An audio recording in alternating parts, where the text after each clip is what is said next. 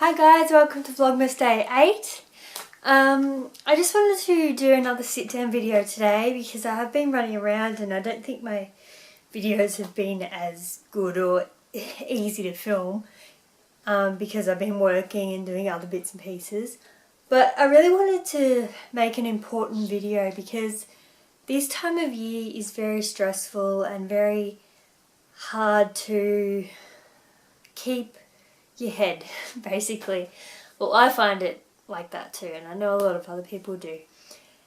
And I just wanted to give you some tips or things that I do that help me stay sane during this holiday season. Yeah, let's just get started. I do have a few notes here, so sorry if I'm looking in this direction. Everything's like sitting here. So number one rule, look after yourself before you look after everyone else.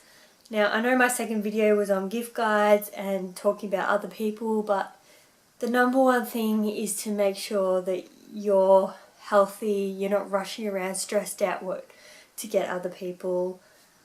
I'm telling myself this too because I've been doing that. I've been very stressed. I've been working as well, which a lot of people do around Christmas time. It's not like everything stops and they get a few weeks off. Some people only get Christmas Day off, so if that. I know some industries, especially animal industry, which is what I work in, don't even get Christmas Day off. So it's very important to stay hydrated, get enough sleep, eat enough food, exercise if you can, if that's what you normally do.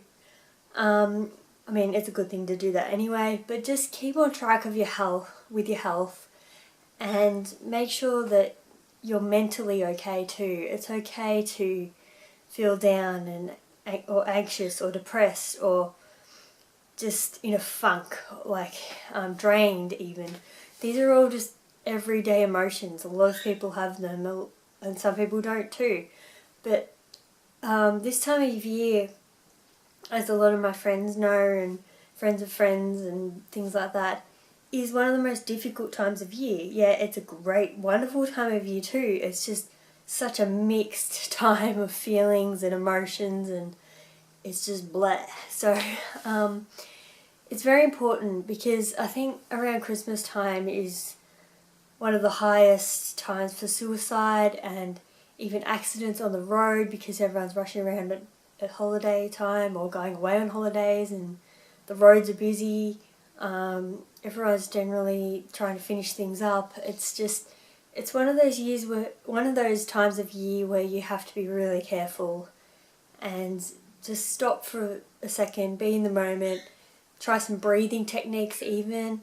I'm going to link everything I can below about what I'm mentioning in this video and even some blogs or websites that I'd recommend to check out. But yeah, that's just the number one rule. Just look after yourself. Don't worry about others. Do yourself first. Number one, looking after yourself. I wanted to go into some things that come under that category too. Not that there's categories, I'm just trying to map it out in my mind. I did speak the other day in one of my vlogs about guilt.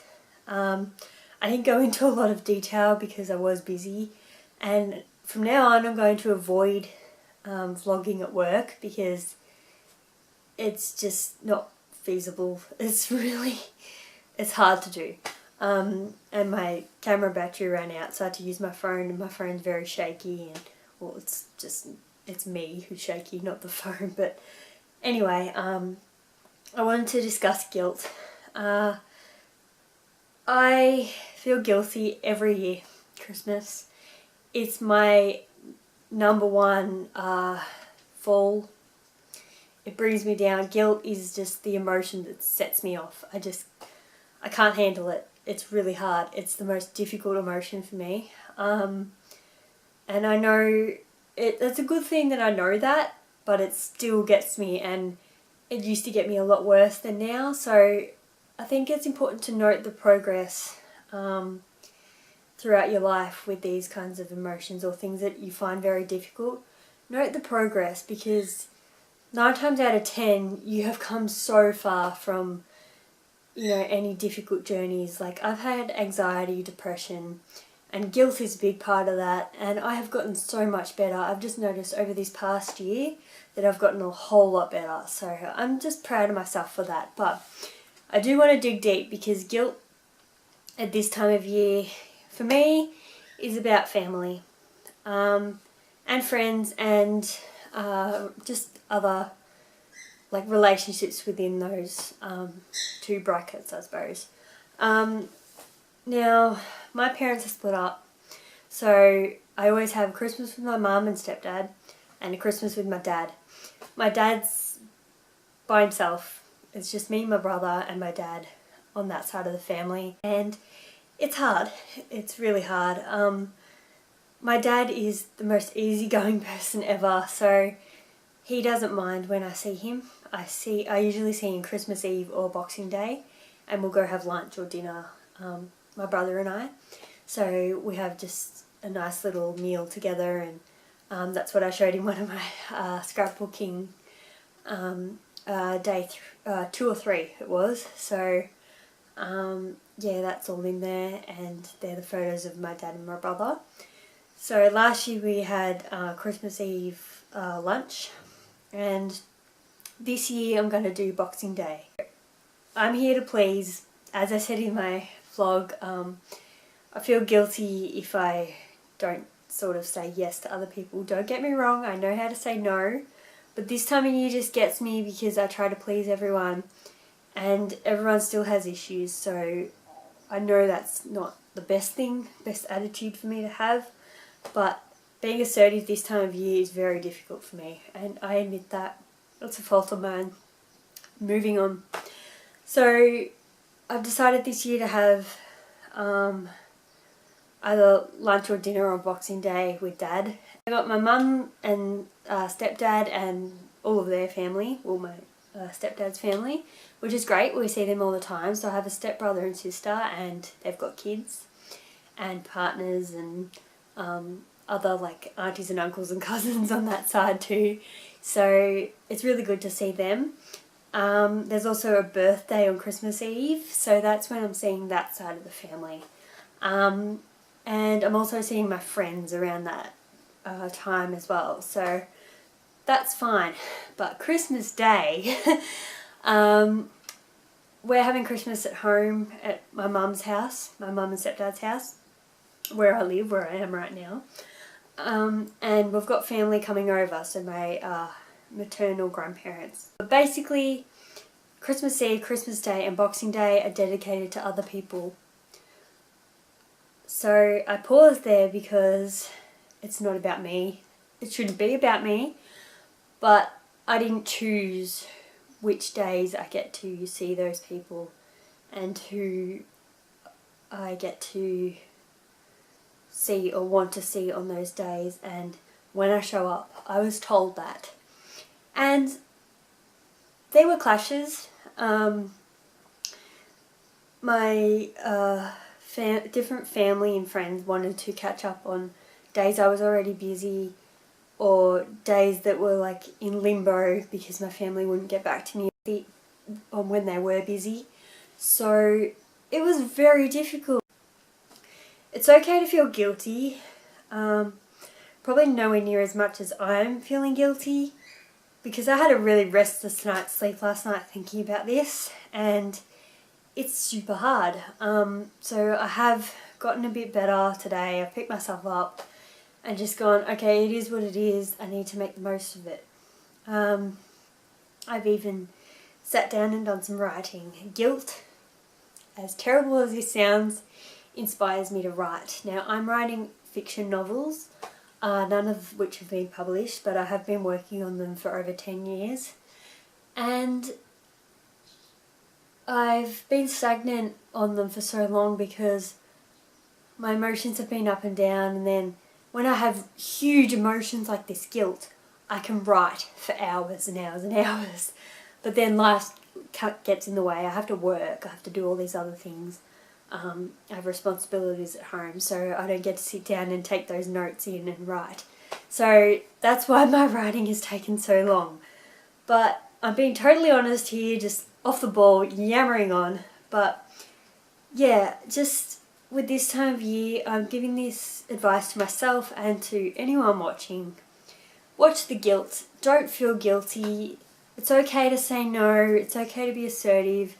If people are going to get upset with you or angry, then that's their problem, not yours. I need to tell myself that, because the plans that I am doing, I have just done through guilt, and I have upset a couple of people, but it's still their problem and not mine. And I would love to please everyone, but you just can't do that, and I know that, yet I keep doing it. So anyway, that's me. That's my weakness. Now you know. That's my biggest weakness. So yeah, moving on from that, let's move on to some more positive things. So on that note, to keep me sane and to keep me, not that I go insane, just disclaimer there, to keep me up, keep me happy, keep the season flowing nicely, I like to keep active, so my mind and my body. As you can probably tell in the last few videos, I've been exhausted.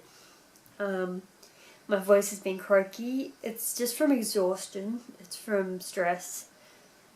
It's not from actually having a cold or something. I've had a little bit of hay fever because it's that pollen in the air, but it's really nothing compared to how tired and stressed I've been. So you can probably tell I probably have bags under my eyes. My skin is terrible.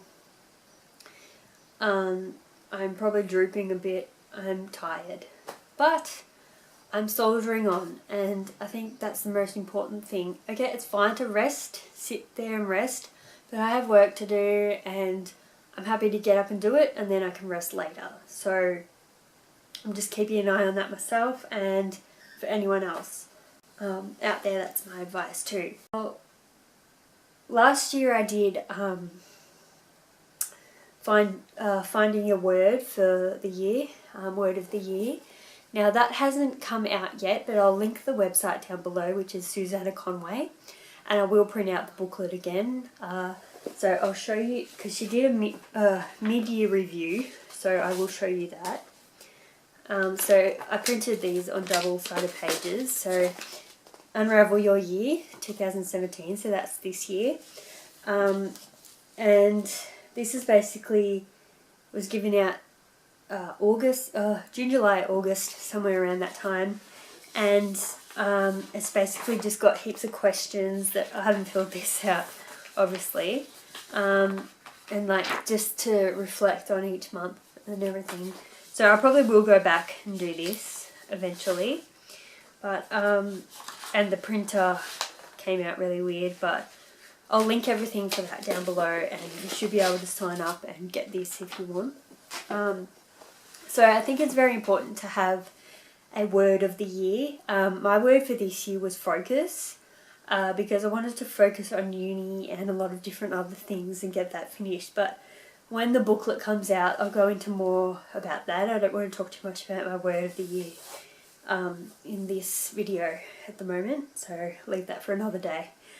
Now, a couple of things that help keep me on track and keep me up and doing things is gratitude journal. So this is mine, my current one, and I've written out each day. I haven't filled these ones in because these are just what I've written for later on. So I'm so grateful for, and then I've got 10 things. Sometimes I put more, but yeah, just having a gratitude journal really helps me reflect and helps me to stay on track with that. So that's always something that sort of like meditative. It stops and makes you think about the things in your life that you're grateful for. So that's pretty self-explanatory. Another one is, I haven't filled this in yet, but bucket list. Sit down and write down the things that you still want to do in life. I haven't always done this. I just sort of see things every now and then and go, oh yeah, that'd be really great to do, but I think I'm going to really try to knuckle down and write a heap of things and what I actually want to get done, because I did have this fear that if I wrote these things down, such as finishing my books and getting them published and blah blah blah, that I wouldn't really achieve them, and then if I didn't achieve them then I hadn't written them down, so it's no big deal. And there are lots of videos on that, on the psychology of that, so I can link some of them down below if I remember what they are or if I find them. So yeah, just make your bucket list or a list of goals. I think a bucket list is a better way to do it because I can never understand the concept of goals. There are just so many ways to do it and it's crazy. Another thing that I briefly mentioned in one of my other videos is my scrapbooking video. I've been doing a monthly challenge and so far so good. I've actually been keeping up with it. And it's another one from Susanna Conway, which is December Reflections, so I'll link that down below as well. And that is in my other Vlogmas video, the scrapbooking one from day 2 or 3. Can't remember which day, I think it's 3. Yeah. And basically I want to set a challenge for myself every month this year. That's really pushing it, but I'm going to try. And the first one for January I've got from this website, which I've been following her for a long time, and it's the Gratitude Project. So her name's Angela Simpson, and again my printer's not great. 30 Days of Self-Love is this prompt booklet that I printed. And basically, so day 1 is a self-love letter. Write a letter to yourself. Day 2 is meditate. Day 3, create a ritual. So these aren't photos like December Reflections, but they're just things to do, and I think these are some great ones to start off the year with. So challenges. I do have a Pinterest board on 30-day challenges, so I'll link that down below because that'll be really helpful. And Pinterest is probably the best because you can just search 30-day challenge and it comes up with heaps of them, and then you can sort of tailor one to you, whether it's writing or taking photos or doing little things like this, or yeah, there's just so many different things, and it just keeps you going every day and sort of gets you into a routine of doing this one little thing every day. So I think that's a really good mindfulness thing. Also, keeping active and tracking that.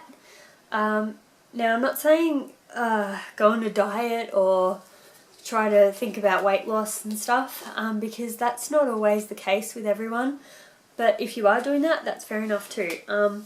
But I'm just saying stay healthy. Like, being healthy, you can never go wrong, whether that's eating healthy or just going for a walk every day and just doing your best. You don't have to go flat out. Just being healthy physically can really help mentally too. So yeah, I think that's really something. So I'm going to start talking about this one company, this one brand, because I really adore it, but if you don't like it, that's fine, because there are a lot of similar brands, which I will also link all this below. I know I'm repeating myself, but I'm kind of reminding myself too. So I love Lorna Jane, the company Lorna Jane. It's a health and fitness, mostly clothing company. Lorna Jane Clarkson is the founder, and she's created her own fitness clothing line, and there's just so many things. There's stores throughout the world, so that she's Australian. She did start in Australia. And actually, speaking of that, I will talk about her book. So Lorna Jane Clarkson, Move, Nourish, Believe. This is her motto for the company. So I read this in 2015, I want to say, at the start. I read this book and it just set me up for the year. It was just amazing. So it's just like a scrapbook. It's so easy to read and go through, and she tells you about her story. There's recipes. It's just so inspiring, and I love it. It's just beautiful. So that's her first book, and that's sort of more just about her and how she got started in this industry. Then she released this one called More of the Fit Woman's Secrets. So this is more about her life, and it's set up like a scrapbook. You hold it this way. Set up like a scrapbook, so and it's just beautiful. I also read this at the start of the year. I read those 2 books, and they really just set me up for a great year. And Lorna Jane's other books, as you can see, I do have one of her sort of coffee table books here, called Inspired. I haven't flipped through that properly yet, but so it's this one here. It's obviously inspired, and it's got a lot more images and big, just things that are inspiring, but similar to these other books. And then her latest book, which came out this year, I think, is called Love You, and it's very similar again to her other books, but they're just great books because they're set out like a scrapbook, and you got your health and your fitness, so they're really, and just how she does things and how people she knows does things and that. So they're all slightly different, but they're all in the same category. So this one's set out, it has more recipes in it, this one, which I'll insert some videos down below of some like shows that she did where she made her recipes and stuff. And yeah, it's more about so do what you love. I haven't read this one properly yet because I just got it, it's brand new, and yeah, just taking care of yourself. So more about, she's directing more at the person reading it, whereas her other 2 books, Move, Nourish, Believe and More, were her kind of story, so that's where they differ slightly. So trying to move on a bit because this video is getting really long.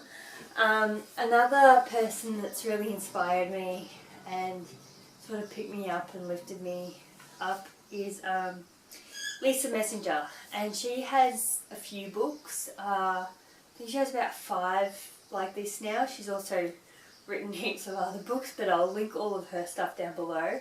She also edits a magazine, and I have spoken about that before, so I won't go into it too much. But these 2 books I have here are probably very inspiring for what I'm talking about in this video.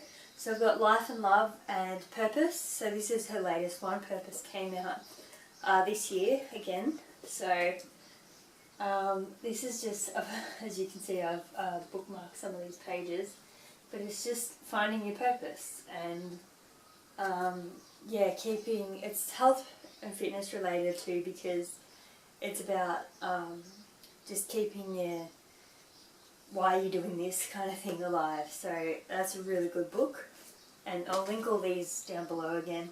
And Life and Love is more just respecting yourself, and life will throw you curveballs, but you just got to deal with that. So that's a really good read too. And then I have linked out some of my other books, but I will link down below. I will link down the websites where you can buy them from or something. But just as a little funny one, this book, Who Moved My Cheese, is a really good sit down and think or remember sort of what you want to do with your life and what kind of person you are. You may or may not have heard of this. It's a pretty famous sort of self-help book. I read this in one sitting, so it's very easy to read.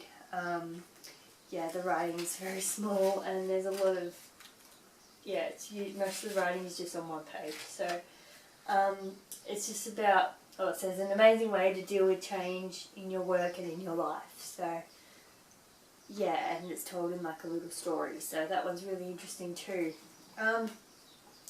So I think I'm going to end the video there. Just overall, try to keep on top of like your drinking water, sleeping, all that kind of stuff that everyone talks about, and just try to stay happy this holiday season, because I know it is really hard, but Stay healthy, stay happy, and I'll see you tomorrow, guys. Thanks for watching. Bye.